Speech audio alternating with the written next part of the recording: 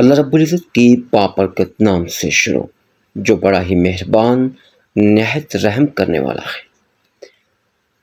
تمام پریشانیوں کے حل کے لیے یہ آیت کریمہ 60 مرتبہ بعد از نماز فجر یقین کامل اور تصور کے ساتھ پڑھیں۔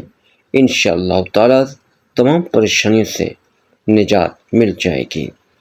بسم اللہ الرحمن الرحیم۔ وکفا باللہ ولیٌ وکفا باللہ نصیرا وکفا باللہ حسیبا وکفا باللہ علیما وکفا باللہ وکیلا وکفا باللہ شہیدا۔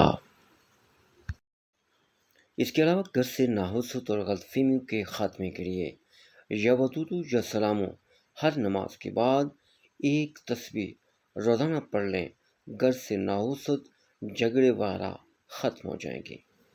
یا ذل جلالی والاکرام، اس کی کثرت سے آپ کو خوشحالی نصیب ہوگی اور اس کے ساتھ دعا کرنے سے دعا مقبول ہوگی۔